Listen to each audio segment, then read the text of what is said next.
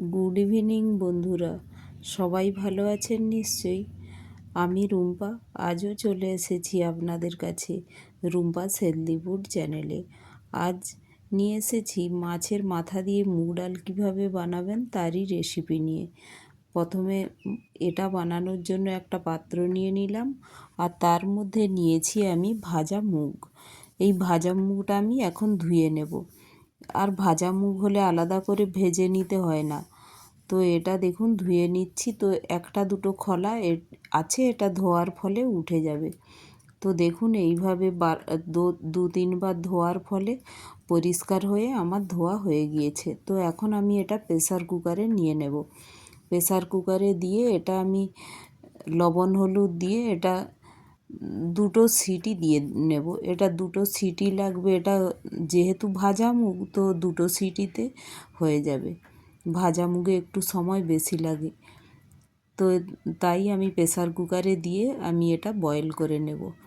আর এখন আমি মাছের মাথাটা দেখুন তাওয়ায় এক এক করে ভেজে নিচ্ছি। আর আমি একটাই দেব, যেহেতু আমি কম পরিমাণে ডাল বানাবো, তো এক পাশ মাছের মাথাটা নেব।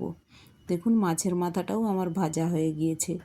আর আমি ডাল বানানোর জন্য নিয়েছি মাছের মাথা, আর নিয়েছি পেঁয়াজ কুচি, টমেটো কুচি, রসুন আদা পেস্ট 1 টিস্পুন, আর নিয়েছি চেরা কাঁচা লঙ্কা, ধনেপাতা কুচি, আর নিয়েছি ঘি আর ধনে জিরে পাউডার। আর ফোড়নের জন্য নিয়েছি 5 ফোড়ন, লঙ্কা আর তেজপাতা।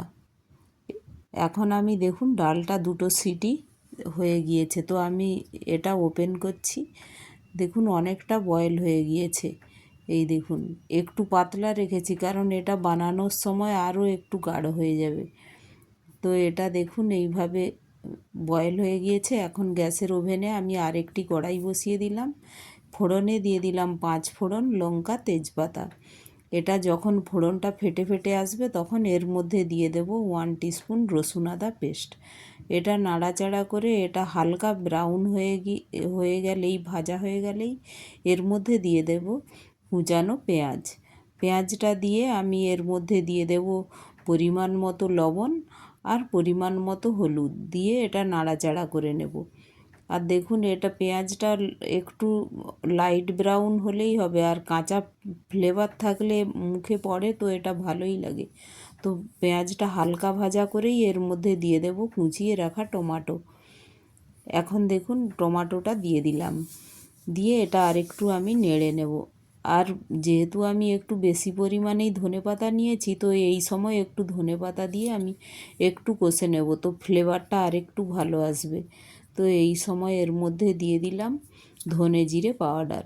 এটা দিয়ে নাড়াচাড়া করে আমি দিয়ে দেব যে মাছের মাথাটা ভেজে রেখেছি, ওটা এই মশলার মধ্যেই আমি দিয়ে দেব।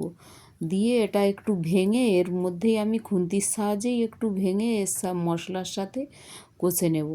দেখুন এইভাবে খুন্তির সাহায্যে হচ্ছে না, তাই একটা চামচের সাহায্যে আমি এই মাথাটা চেপে ধরে তো এইভাবে আমি খুন্তির সাহায্যে দেখুন ভেঙে দিচ্ছি। অটোমেটিক এটা টেম্পারেচারে একটু থাকলেই এটা নরম হয়ে যায় আর ভাঙতে লাগে।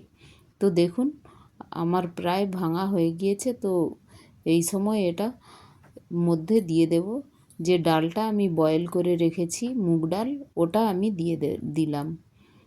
এটা মশলার সাথে নাড়াচাড়া করে এটা ঢেকে প্রায় 3-4 মিনিট এটা দমে আমি একটু ফুল গ্যাসের ফ্লেমটা একটু বাড়িয়েই আমি এটা ফুটতে দেব।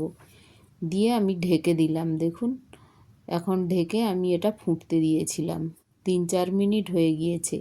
তো এই সময় এটা নাড়াচাড়া করে এর মধ্যে আমি দিয়ে দেব যে কাঁচা লঙ্কাটা আমি চিড়ে রেখেছিলাম, ওই চেরা কাঁচা লঙ্কা, আর দিয়ে দেব ধনেপাতা কুচি, আর এর মধ্যে দিয়ে দেব পরিমাণ মতো ঘি। ঘি দিয়ে নাড়াচাড়া করে এটা আমি একটু ঢেকে রেখে দেব। এই আমার ডাল কমপ্লিট হয়ে গেল। তো আমি এটা ঢেকে গ্যাসটা বন্ধ করে দিলাম।